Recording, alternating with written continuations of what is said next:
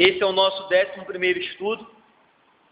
Nós vamos continuar falando do nosso tema, que tem sido homem e mulher, parceiro no reino de Deus, ou seja, a parceria que acontece entre homem e mulher para servir ao Senhor. E hoje nós vamos tratar, ou melhor, avaliar, esse nosso tema na vida de um casal bem conhecido do Novo Testamento, uma parceria que produziu bons frutos para o Evangelho.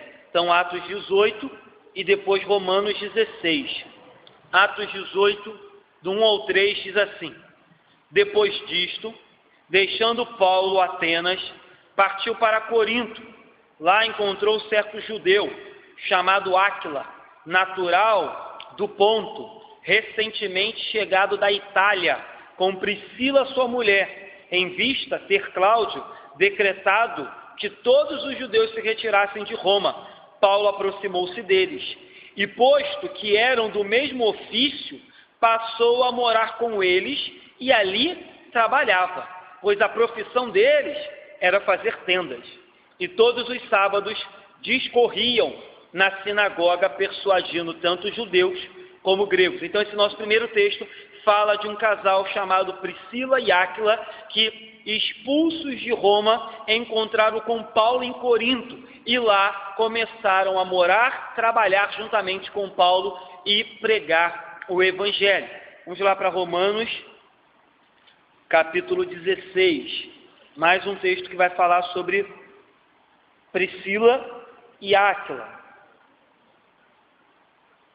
Romanos 16, 3 e 4, diz assim: Saudai Priscila e Áquila, meus cooperadores em Cristo Jesus, os quais pela minha vida arriscaram a sua própria cabeça, e isto lhes agradeço, não somente eu, mas também todas as igrejas dos gentios. Saudai igualmente a igreja que se reúne na casa deles. Saudai meu querido Epeneto, primícias da Ásia para Cristo. Só até aqui, irmãos. Para aqui. Então, como eu disse, nosso 11º estudo, onde temos por objetivo avaliar a obra de Deus por meio desse casal abençoado chamado Priscila e Áquila. Diversos textos do Novo Testamento nos falam de como eles foram importantes e produtivos para a obra de Deus se desenvolver tanto em Roma quanto em Corinto. Em Corinto porque foram expulsos de Roma e lá se encontraram com Paulo, e em Roma porque eram naturais de Roma e provavelmente foram eles que incentivaram Paulo a escrever a carta aos romanos e visitar Roma, para ali estabelecer uma igreja, porque deviam conhecer muitas pessoas que moravam em Roma e precisavam de uma igreja cristã na sua redondeza. E aí você percebe, Deus cria, ou Deus permite, como você quiser entender, situações a princípio negativas, adversas, mas para produzir fins proveitosos e abençoados. Deus permite que um casal seja expulso de Roma, uma situação completamente complicada, sair da sua casa, deixar a sua segurança, o seu comodismo, o seu conforto, deixar talvez alguns familiares que ficaram para trás e vão para Corinto expulsos por causa do texto que a gente leu, por causa do imperador. E aí, quando lá chegam, descobrem que eram do mesmo ofício de Paulo, ou seja, eles fabricavam tendas, Paulo também fabricava tenda. Paulo tinha essa profissão. E lá, para sobreviver, começam a fabricar essas tendas. E aí esse ponto de contato, esse ponto de interesse, os une a Paulo, e Paulo começa a doutriná-los por meio do Evangelho de Cristo. Não apenas trabalham, como também passam a morar com Paulo. Então, no dia a dia, se tornaram discípulos de Paulo, praticamente 24 horas do dia. Ou seja, uma situação que começou extremamente complicada e adversa, que a princípio não tinha nada de bom, ao passar do tempo se mostrou algo que Deus estava por trás, movendo todas as coisas para o bem daqueles que o amam e para o progresso do Evangelho. Veremos que eles foram muito importantes para o progresso do Evangelho. Então Jesus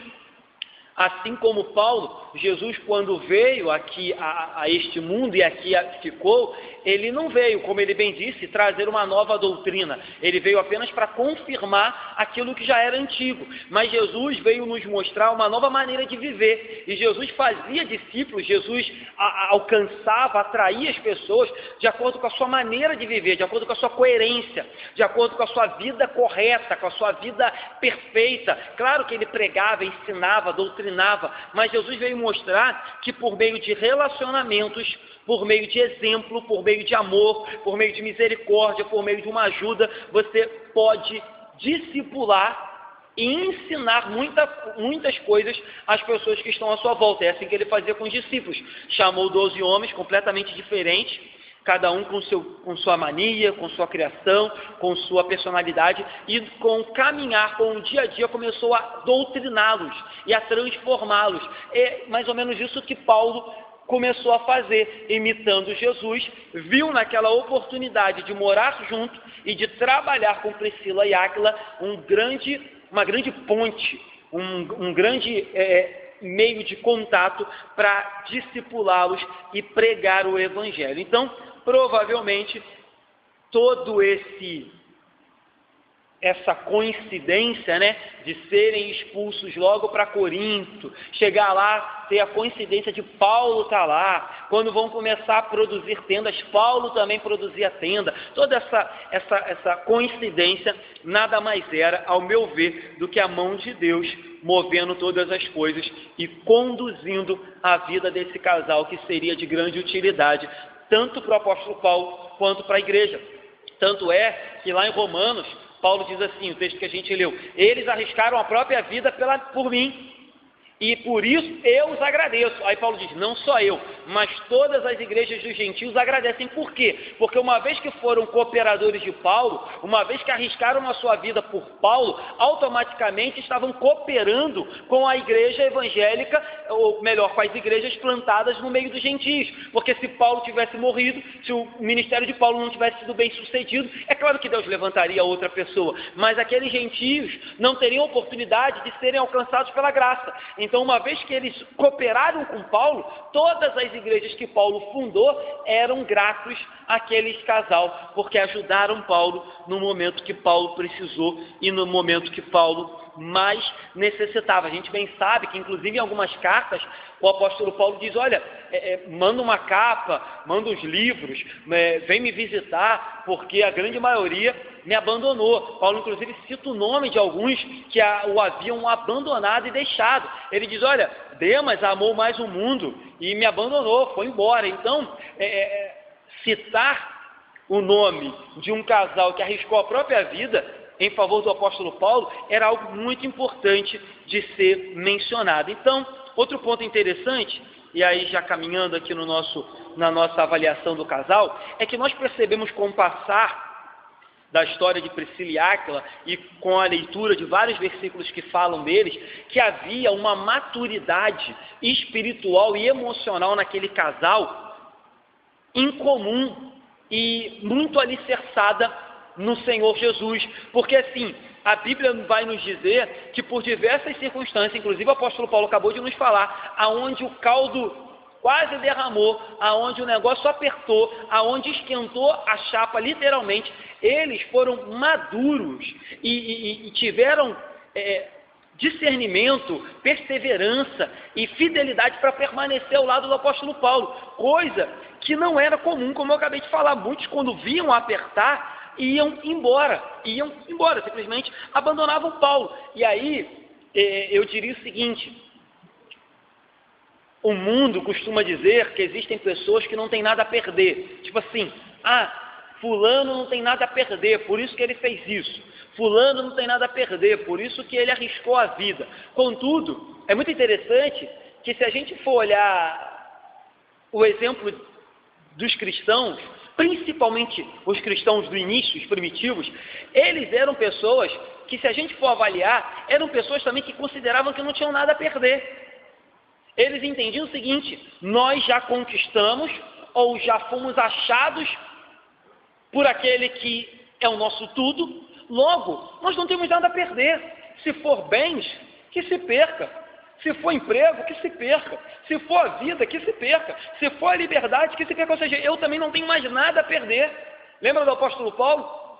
Camarada também que tinha carreira, título, status, dinheiro, posição. Ele diz, eu peguei tudo isso. E ele começa a dizer, eu sou hebreu dos hebreus, eu sou da tribo de Benjamim, eu sou fariseu, eu sou circuncidado, eu sou irrepreensível, eu persegui os cristãos. Ele bota uma lista de currículo, aí no final ele diz, contudo considerei tudo isso esterco, considerei tudo isso nada. Ou seja, eu não tenho nada a perder, não estou nem aí, porque eu encontrei aquilo que é mais precioso. E se a gente olhar para a história da igreja evangélica dos tempos anteriores, dos tempos antigos, os crentes também tinham essa visão. Eu não tenho nada a perder. Infelizmente hoje, e aí, claro, não estou dizendo que ninguém aqui tem que ser suicida, kamikaze, ninguém aqui tem que ser, enfim, irresponsável, mas infelizmente hoje, a gente foi para o lado oposto. Se de um lado nós tínhamos cristãos antigamente que falavam, não tem nada a perder, essa vida não vale de nada, se eu tiver que morrer por Cristo eu vou morrer. Hoje em dia a gente tem cristão que acha que tem tudo a perder. Se você fala para ele que Jesus vai voltar, ele fala, pô, não dá para esperar um pouquinho, não. Estou para comprar uma casinha, estou para comprar um carro novo, estou para me formar na faculdade. Ou seja, se naquela época os cristãos falavam, não tem nada para perder, deixa Cristo vir, deixa morrer que eu vou encontrar com ele. Hoje é o contrário. Então acho que a gente tem que encontrar hoje um pouquinho de meio termo nisso. É bom comprar uma casa? Compre, queridos. É bom ter um carro novo? Tenham, se Deus te permitir, tenha. É bom se formar na faculdade? Se forme. Contudo, a gente tem que tomar cuidado, porque se a gente começa a pensar que a gente tem muito a perder, que essa vida é muito preciosa, a gente passa a não ter a atitude desse casal que arriscou a vida por causa do apóstolo Paulo. Então, a gente tem que olhar para a Bíblia e aprender com Jó, que entendeu que ele não tinha nada a perder. Perdeu tudo, mas olhou e viu Deus se manifestar no meio da catástrofe, viu Deus se manifestar no meio do desespero, no meio da tempestade, no meio da dor, no meio do luto. Não tinha mais nada para perder. Jó não tinha nada. Jó poderia ter chegado ao final ali, depois que perdeu literalmente tudo que tinha, e amaldiçoar Deus, como a mulher dele falou, e praguejar. Jó disse, fala como uma louca, mulher. Vim nu, não vou voltar. Vim sem nada vou voltar. Ou seja, Jó, Paulo, Priscila e Áquila, os cristãos primitivos, talvez os missionários agora que estão dando a sua vida lá nos países que não pode pregar o evangelho, eles entenderam que não tem nada para perder, nada para perder. Então, seja lá o que a vida me reservar, eu já tenho tudo, que é Cristo. Então, se eu perder tudo, não é nada. Acho isso muito interessante da gente perceber. Outra coisa interessante, e aí a gente está falando sobre maturidade. Então eles tinham maturidade para entender que nada nessa vida poderia prendê-los ao ponto deles não arriscar a vida por Cristo. Então tinham nada a perder, pularam de cabeça no Evangelho. Outra coisa, você percebe que esse homem e essa mulher, esse casal, tinham maturidade na relação enquanto casal. Hoje, talvez todo mundo que está aqui já passou ou está passando, ou um dia vai ter problema no relacionamento. E não estou falando aqui só de relacionamento marido e mulher, não. Estou falando mesmo dificuldade em relacionar, dificuldade em ter amizade, dificuldade em ter um bom trato. Porque somos pessoas difíceis, somos sinceros, sejamos sinceros. Pessoas que têm suas manias, seus problemas, seus defeitos. E o outro, igualmente, tem mania, problema, defeito, é chato, a gente também é. E aí quando duas pessoas assim se encontram, a probabilidade de ter luta, de ter desentendimento é muito grande. E aí você percebe aqui um casal maduro, porque passou por todos esses problemas e permaneceu junto. Um casal maduro que se uniu a Paulo e se sujeitou à autoridade de Paulo de forma plena e tranquila. Um casal maduro que estava pronto, tinha estrutura para enfrentar qualquer coisa. Um casal maduro que a todo momento na Bíblia é citado juntos, aonde a Bíblia não descreve quem mandava, quem deixava de mandar, provavelmente entenderam o que era ser uma só carne.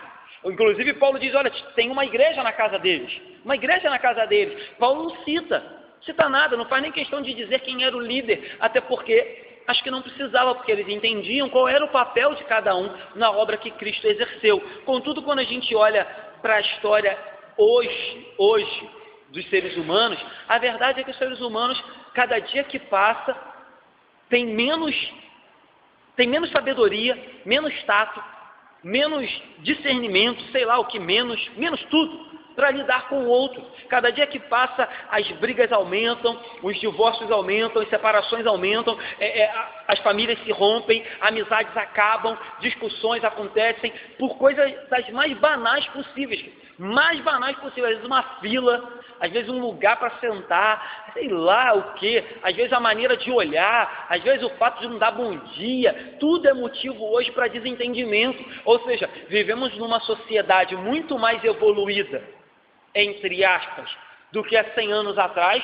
Contudo, a sociedade só mostrou que evolução, entre aspas, né, essa evolução do homem, de nada correspondeu com tratar melhor o outro, se relacionar melhor com o outro, entender melhor o outro, dar a outra face, compreender, se relacionar, se aceitar. Aí a gente chega à conclusão que somente com a ajuda do Espírito Santo é possível atingir uma maturidade saudável e verdadeira. Somente com a ajuda do Espírito Santo é possível entender que o outro tem problema assim como a gente tem, que o outro é difícil assim como a gente é. E para caminhar junto a gente vai precisar de muita maturidade, de muita experiência, de muita sabedoria, de muita paciência, porque o outro tem problema. Então, e aí, para fechar essa questão, entendo eu que ainda que a sociedade evolua, se não houver ação do Espírito Santo, se não houver dependência do Espírito Santo, não vai haver também uma maturidade que faça com que pessoas entendam como é se relacionar de forma madura, bíblica e saudável, tendo que somente assim é possível. Por isso que há tanta concorrência, tanta briga, tanto desentendimento. E a gente tem falado bastante sobre isso aqui na igreja. É por isso que o mundo prefere dividir, branco para um lado, negro para o outro. Vamos dividir, vamos brigar, certo? Em vez de aceitar as diferenças e caminhar junto, não, vamos dividir cada um por si, você busca os seus direitos, eu busco o meu. Rico para um lado, pobre para o outro, homem para um lado, mulher para o outro. E vamos brigar até que cada um consiga o que deseja para o seu grupo. E ninguém quer ter maturidade, paciência e temperança para aceitar o outro da maneira que ele é. Então, maturidade que esse casal tinha, depois os irmãos podem ler com mais calma a história deles. Outra coisa, a maturidade levou ao segundo passo, comprometimento com o reino. Como a gente já leu, eles testemunharam acerca de Cristo, ao ponto até mesmo de pagar um altíssimo preço por isso. O primeiro ponto que a gente já leu na introdução, eles arriscaram a sua vida por causa do Evangelho. E aí, outra coisa interessante é que eu acho que, por isso talvez, que a gente às vezes, claro que isso não é uma unanimidade, porque eu sou um jovem e estou aqui como pastor da igreja, mas é por isso que às vezes a gente fica um pouco receoso com alguns jovens e com alguns adolescentes, porque ainda não tem uma maturidade formada, ainda não tem experiências com Deus, ainda não tem, eu poderia dizer mesmo uma personalidade, um caráter, uma mente ainda madura para lidar com determinadas situações, como esse casal lidou e permaneceu firme. Por isso que às vezes a gente orienta, não que a gente ache que não possa dar certo, mas a gente orienta, a gente aconselha, a gente sempre pede que os jovens e que os adolescentes tenham calma e tenham mesmo paciência para tomar determinadas decisões e tomar determinadas atitudes, porque a gente sabe que maturidade, experiência, paciência se adquire com o tempo. Podem haver exceções? Podem haver exceções. Pode haver jovens, muitos jovens já extremamente maduros e experientes, podem. Contudo, a gente bem sabe que o natural é que precise apanhar bastante, aprender bastante, errar 2, 3, 5, 10 vezes, para que se aprenda e se construa uma maturidade e uma personalidade cristã firme. A gente sabe como é que funciona isso, os irmãos aí, a maioria já passou por isso, sabe como é. Então, essa maturidade fez com que agora esse casal pudesse demonstrar aonde eles estavam alicerçados. em quem eles realmente criam, que a fé deles não era uma fé levada por qualquer vento de doutrina ou por qualquer bobagem, tanto é que arriscam a própria vida em favor do Evangelho. Então a gente vê hoje muitas pessoas, aí eu falei de jovens, mas às vezes até adultos, que fazem promessas para Jesus, dizem que morreriam por Jesus, né? Dando um exemplo daquele louvor que o pessoal canta, eu entregaria tudo por ti, meus sonhos, minha vida, meus planos, mas aí diante da primeira prova, da primeira experiência, do primeiro deserto, da primeira fornalha, independente de ser jovem, ou seja, ou adulto, o camarada que não tem maturidade, o camarada que não tem experiência, que não tem o seu caráter bem definido, ele renega tudo que prometeu. Tudo que prometeu. É de, eu morreria, mas diante do primeiro aperto, ele nega Jesus e nega tudo. Então, infelizmente, é necessário maturidade para servir, para obedecer e para caminhar com Cristo. Pregar o Evangelho nos primeiros dias, como Paulo fazia, e pior, né? Pregar o Evangelho já era perigoso. Primeiro porque os judeus te perseguiam, porque achavam que o Evangelho era uma seita. Segundo porque Roma te perseguia, porque achava que o Evangelho estava tentando se insubordinar, né? Ser insubordinado à autoridade do rei, à autoridade do imperador. Então você sofria de ambos os lados. E aí você imagina, se pregar o Evangelho já era difícil, imagina pregar o Evangelho sendo cooperador de Paulo. Você estava caminhando com uma marca nas costas. Porque se você falasse que era cristão já era problema, cristão e ajudador de Paulo é 2 chances de morrer, é dobrado a chance de morrer, porque todo mundo queria matar o apóstolo Paulo. Ele era tido como um perturbador, e a vida do apóstolo Paulo por si só, ela era uma afronta maior ainda, porque como ele mesmo disse, era judeu, fariseu, conhecedor da lei, irrepreensível, foi perseguidor, e agora esse camarada pregava a favor de Cristo, ou seja, ele era um camarada que deveria ser morto quanto antes, porque ele contradizia tudo que o judaísmo falava. Ele era o exemplo vivo de que Jesus pode mudar a vida de uma pessoa e que Jesus é o Senhor e Salvador das nossas vidas. Então, eles andavam com Paulo. Segunda coisa, já lemos também em Romanos 16:5, abriram as portas da sua casa para plantar, para fundar uma igreja, para plantar uma congregação, que provavelmente no início eram só de romanos que não conheciam o Evangelho, só de pessoas que não conheciam o Evangelho. Então também arriscaram a sua propriedade, arriscaram a sua vida, arriscaram a sua propriedade, mas entendiam, como eu falei no início, que não tinham mais nada a perder.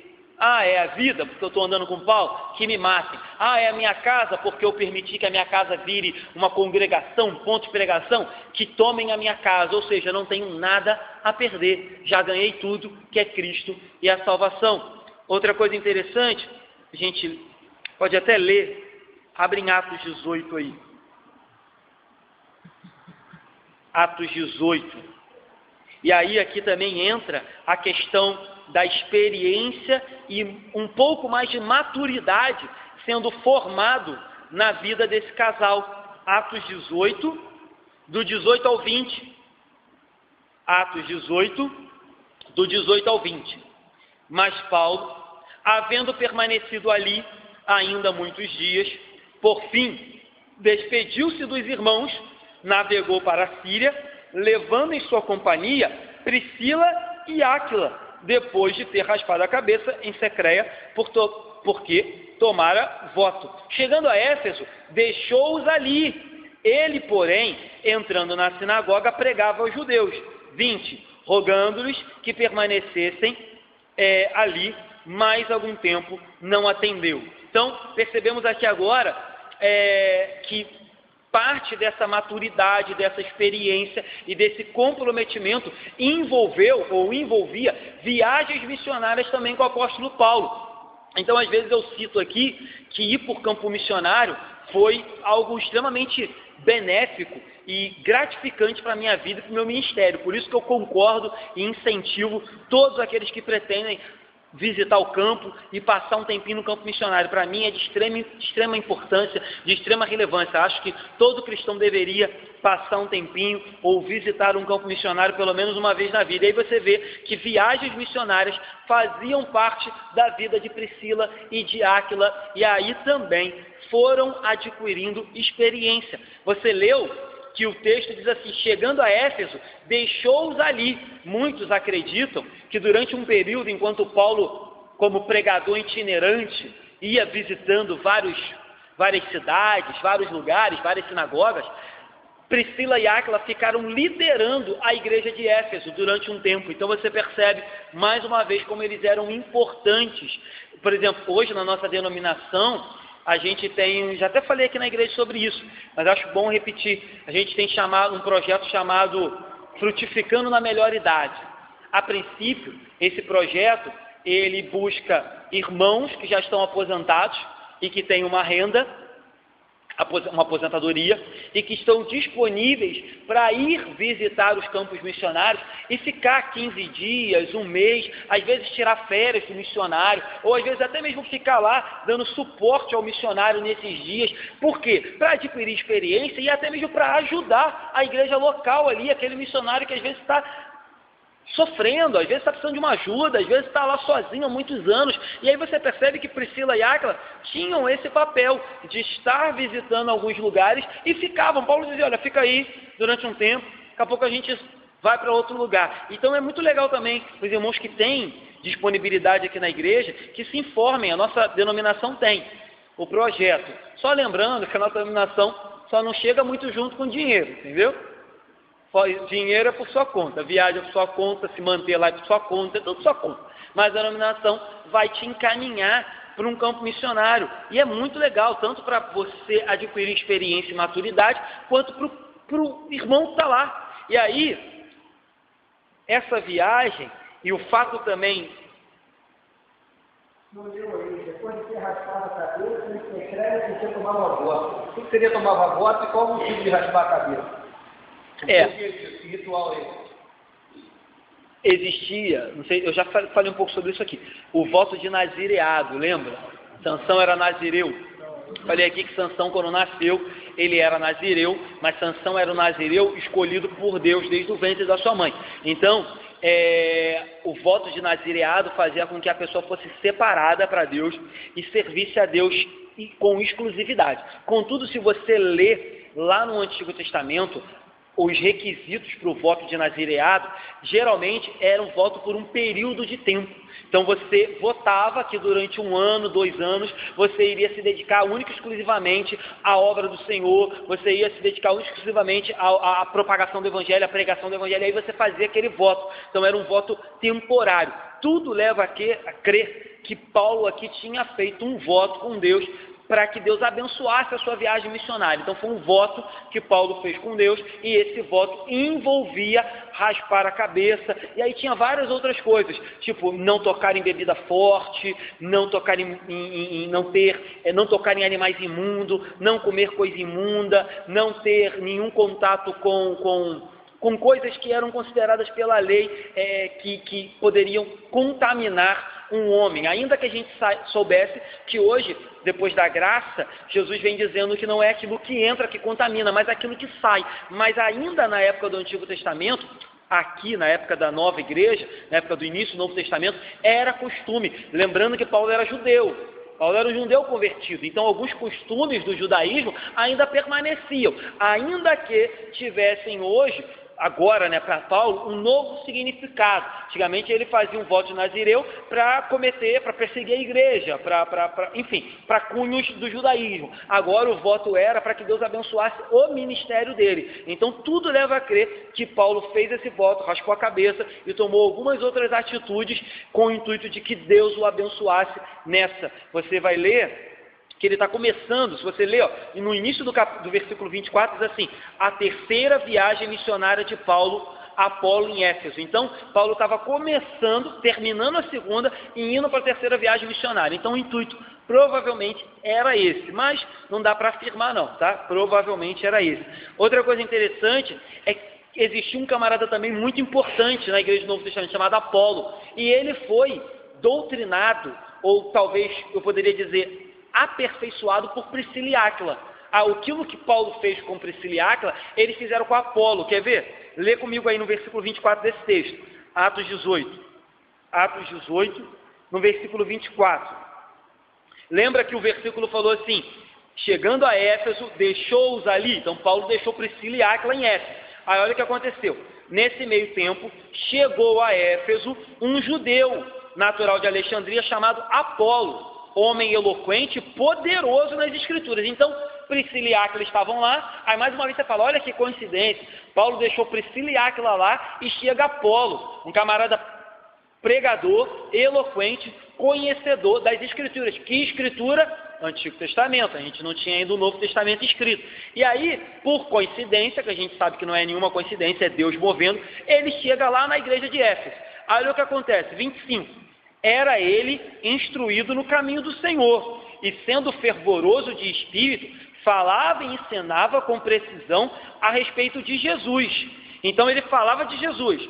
Aí olha o texto, conhecendo apenas o batismo de João. Então, ele só conhecia a pregação de João. Qual era a pregação de João? Arrependei-vos, porque é chegado o reino dos céus, é aquele que vem após mim, do qual não sou digno de desatar as sandálias, tal, ele vos batizará com água e com fogo, E essa era a pregação. Então, ele pregava sobre Jesus, mas pregava sobre um Jesus que João tinha dito que ia vir.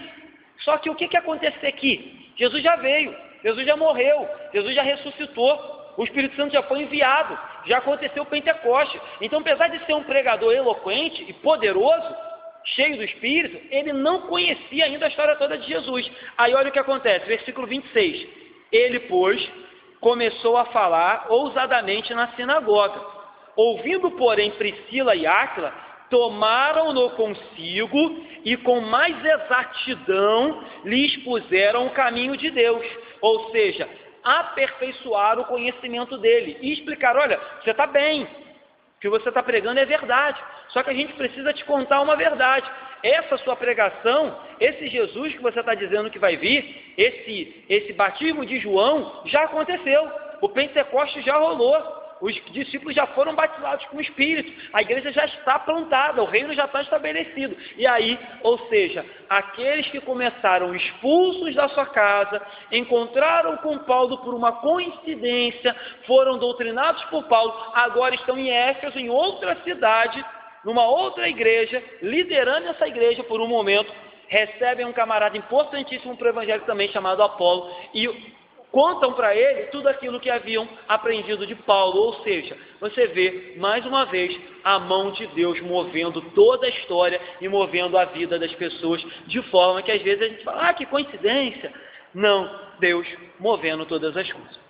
Outra coisa interessante na vida de Paulo, Áquila e Priscila, é que eles entenderam que apesar de servirem a Deus, serem servos do Senhor, Deus, muitas vezes, pode nos sustentar por meio do nosso trabalho.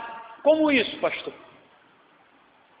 O comum nas igrejas evangélicas de hoje, que a gente conhece, é geralmente que o pastor receba uma ajuda e um sustento para que ali permaneça ou para que ali exerça o ministério pastoral, até porque temos versículos bíblicos que defendem isso. Contudo, uma verdade também aprendida na vida de Paulo, Priscila e Áquila, é que quando as igrejas não tinham condições de sustentá-los, quando as igrejas não tinham condições de manter o seu sustento, eles trabalhavam para, com o suor do seu rosto, se autossustentar e manter a obra de pé. Então, tanto é assim que Paulo, determinada feita, se não me engano, na própria carta de Filipenses, quando ele diz, olha, eu sei ter fartura, eu sei ter fome, eu sei ter abundância, eu sei ter escassez, tem uma hora que ele diz, olha, teve momentos que eu fui abençoado com as ofertas, mas teve momento que ninguém me mandou nada. Paulo diz isso. E aí o que Paulo fez? Paulo fez tendas, Paulo trabalhou. Contudo, quando era possível, Paulo recebia as ofertas de bom grado. Lá no finalzinho da carta aos Filipenses, se eu não me engano, aqui ó, ele diz assim, no finalzinho de Filipenses, no último capítulo. E sabeis também vós, Filipenses, que o início do Evangelho, quando parti da Macedônia, nenhuma igreja se associou comigo no tocante a dar e receber. Ou seja, ninguém me apoiou como missionário, ninguém me sustentou, ninguém mandou oferta para mim. Aí ele diz, senão unicamente vós, os filipenses. Aí ele diz, porque até para Tessalônica mandastes, não somente uma vez, mas duas, o bastante para as minhas necessidades. Então ele diz, ninguém queria me dar nada, eu fui.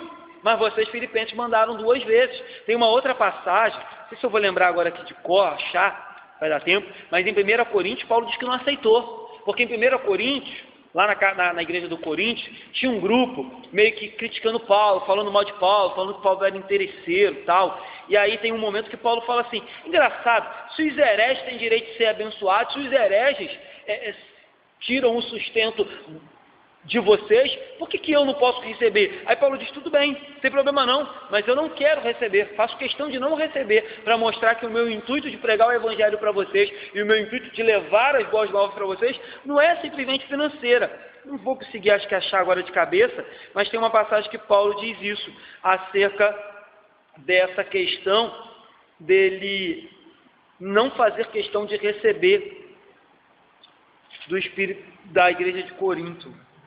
Enfim, não sei de cabeça aqui aonde está agora, mas depois leia com calma, você vai ver que na igreja de Corinto, Paulo tomou uma postura diferente, porque sabia que as pessoas o estavam criticando e o condenando. Tanto é assim que ele é bem duro na carta aos Coríntios. Queridos, pois se eu achar, eu trago para os irmãos essa passagem. Mas vamos voltar para cá. Então, lá no Salmo 128, vamos abrir lá para dar uma lida? No Salmo 128 vai falar acerca da bênção do trabalho. Eu já falei um pouco sobre isso aqui na igreja.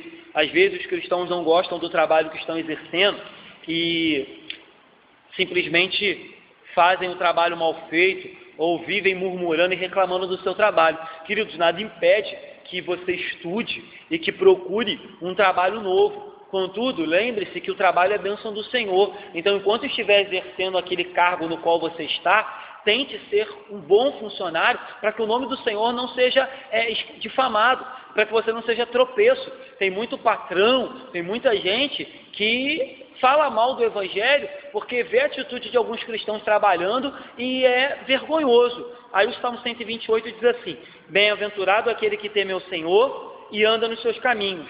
Do trabalho de suas mãos comerás, feliz serás e tudo te irá bem. Então a gente também tem que olhar para o nosso trabalho como bênção do Senhor. Se não é aquilo que você gostaria de estar, ora, estuda, batalha por algo melhor. Contudo, queridos, não faz corpo mole não, porque é mau testemunho. Não vive uma vida de murmuração não, porque tem um monte de gente aí desempregada passando fome. Então, vamos tomar cuidado com essa postura. Eu sei que os dias são maus, que alguns trabalhos são cansativos, alguns empregadores simplesmente abusam dos seus empregados, mas isso não é motivo para a gente ter uma postura sem ética, uma postura errada no nosso trabalho. E aí, voltando para aquele assunto, diante do desafio missionário, diante de pregar o Evangelho, diante de expandir o reino, diante daquela frase que eu falei, eles não tinham nada para perder, eles foram embora, trabalhando como dava,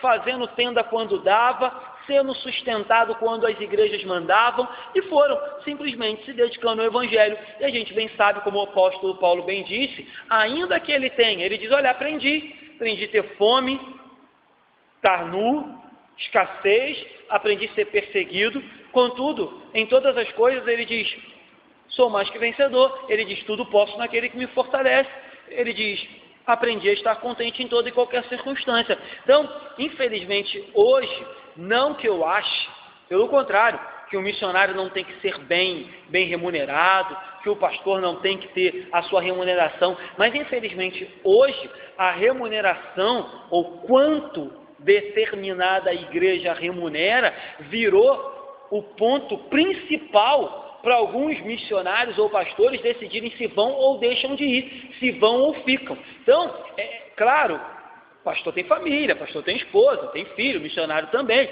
ele tem que pensar na família, claro que tem. Contudo, quando quanto é que determinado campo, ou aonde fica localizado determinada igreja, se torna o ponto principal para um pastor ou para um missionário íclito, pode ter certeza que ele já perdeu a noção do que é o Evangelho de Deus. Então, cuidado com isso. Infelizmente, hoje a gente encontra muito isso também. É difícil hoje, tem sido difícil encontrar pessoas que se disponibilizam a ir entendendo que Deus há de prover e de sustentar.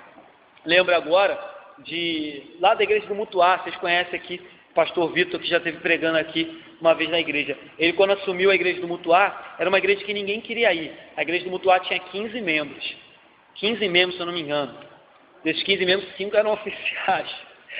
E a igreja vinha de um escândalo, a igreja vinha de um problema gravíssimo com o pastor anterior. E aí ele falou, eu vou. Ele tinha 22 anos, ninguém ia aceitar ele em nenhuma outra igreja mesmo, né? Tirando a igreja de Andorinhos, que me aceitou. Ele foi, 22 anos, mas já era casado, tinha o seu primeiro filho, e foi para a igreja. A igreja falou, olha, a gente não tem condição de te pagar não. Ele era advogado, falou, tudo bem, vou continuar advogando, e a gente vê no que dá. Hoje a igreja tem quase 100 membros, ele não advoga mais, é integral da igreja, e a igreja paga a ele um bom salário. Mas foi para lá com 15 membros, ninguém queria ir, nenhum pastor da denominação queria ir para lá. Primeiro porque teve o escândalo e a vizinhança estava assim com a igreja, aconteceu um escândalo lá, e a igreja com 15 membros não tinha dinheiro para pagar, ninguém queria ir. E aí foi um menino com 22 para 23 anos, e hoje, pergunta se alguém quer ir para lá, provavelmente deve ter um monte querendo ir. Uma igreja com quase 100 pessoas, hoje a igreja o chamou e falou, olha, não queremos mais que você seja advogado, só pastor da igreja. Mas ele foi. Então, hoje, infelizmente, está difícil de achar pessoas assim. Alguns campos missionários, algumas agências missionárias, hoje já trabalham assim. Algumas agências missionárias trabalham com profissionais liberais. É muito comum hoje você encontrar na agência missionária, eles capacitam o missionário. Por exemplo, pedem que o missionário faça uma faculdade de administração, ou faça uma faculdade de educação física, ou uma faculdade de enfermagem, tanto o cara quanto a esposa, para que quando eles sejam enviados, e se um dia faltar o sustento aqui do Brasil, ou o sustento aqui da igreja, eles possam trabalhar fazendo tendas, como Paulo, Priscila e Áquila. Qual seria a tenda? Sendo enfermeiro, sendo professor de educação física, sendo psicólogo, sendo, qualquer profissão, um administrador, e mais, essa profissão é às vezes até uma abertura para entrar. Tem países que não deixam você ir para lá, para pregar o evangelho. Mas se você entra como professor de futebol, ou se você entra como psicólogo, se você entra como professor, se você entra como enfermeiro, como médico, você entra e daqui a pouco você começa a abrir um ponto de pregação, começa a evangelizar de boca a boca, e com essas tendas que você foi para lá montar, que na verdade é o seu trabalho, é o ponto de contato para começar o evangelismo. Começa num trabalho, começa com um colega de trabalho, daqui a pouco tem uma congregação. Então tem muita agência missionária já trabalhando com isso, mas infelizmente a maioria da galera ainda está muito presa àquele ranço de que tem que ter.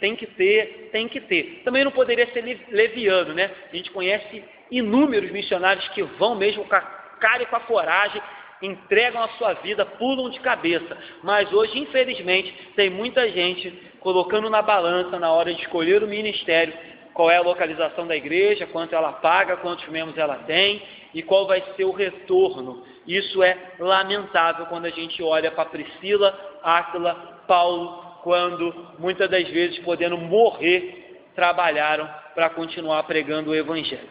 Para concluir, queridos, queria lembrar daquele texto que todo mundo conhece, de Josué, que diz, olha, eu e a minha casa serviremos ao Senhor. Esse é um texto que todo mundo gosta de recitar, esse é um texto que todo mundo gosta de botar no carro, gosta de falar, escrever na testa.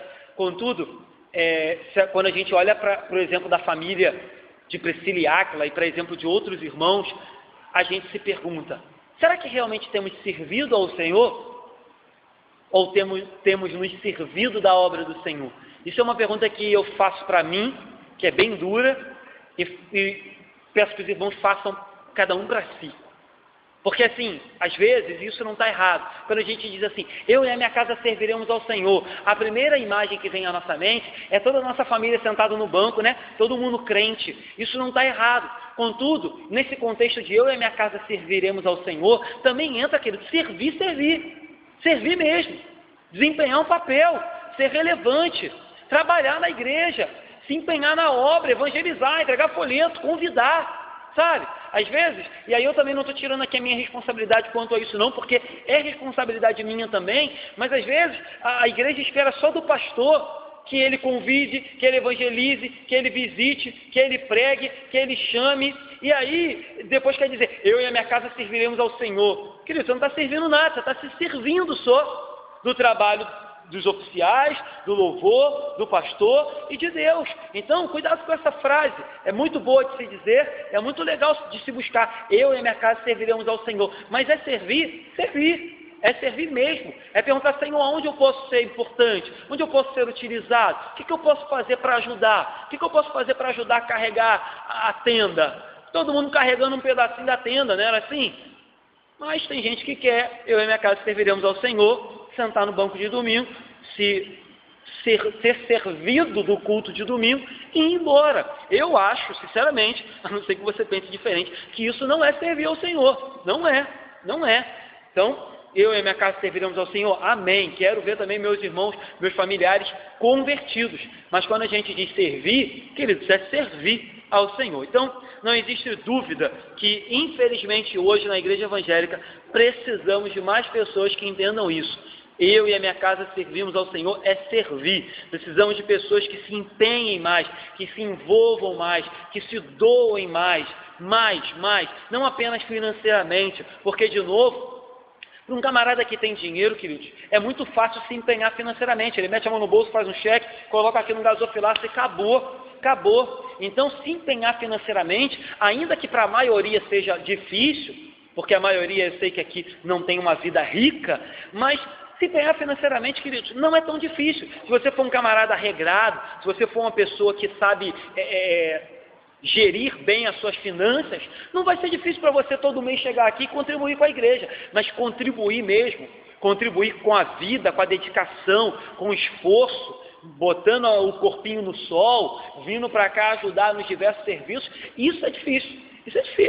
Então, assim, não estou aqui minimizando, tá, o trabalho de ninguém, nem criticando aqueles que não podem. Cada um sabe a sua responsabilidade e o quanto pode se dedicar. Mas eu acho que é uma reflexão boa da gente fazer, uma crítica boa da gente se fazer, uma crítica que eu faço para mim e que os irmãos devem fazer cada um para si. Como é que tem sido essa questão aí de servir? Como é que tem sido essa questão aí minha com relação a servir a Deus? Digo tanto que sou servo, como tem sido eu como servo para o Deus Todo-Poderoso. Então, meu desejo é que Deus coloque essa disposição cada vez mais no coração da igreja de Andorinhas, primeiro no meu e depois no coração dos demais irmãos, para que a gente continue a caminhar como uma igreja que serve a Deus, serve a comunidade, como fizemos aqui agora, o Conselho Missionário fez agora no sábado, servir a comunidade com bazar, com corte de cabelo, servir aos nossos missionários, ainda que com uma oferta pequena, ainda que com oração, mas que a gente possa cada vez mais crescer no serviço, à semelhança de Paulo, Priscila, Áquila, e que se Deus nos chamar, queridos, ainda que seja para ir para uma igreja bem pequena, lá no interior, para ganhar quase nada, que a gente tenha disposição, coragem, e aí vou usar um termo aqui, né, que a gente seja homem, para falar, olha, eu vou largar o conforto, eu vou largar o salário, eu vou largar a minha segurança e vou embora, porque aquele que chamou, aquele que começou a obra é fiel para terminar, que a gente possa ter essa convicção. Quando vai ser, se vai ser, não sei, mas que a gente tenha essa convicção. É muito triste encontrarmos alguns pastores, não que seja errado, ficar 20, 30 anos numa igreja, mas é triste quando a gente encontra pastores que estão 20, 30 anos numa igreja por comodismo e por segurança financeira. Isso é triste, mas Deus sabe de todas as coisas, que Deus nos livre dessa verdade lamentável de hoje em dia. Amém?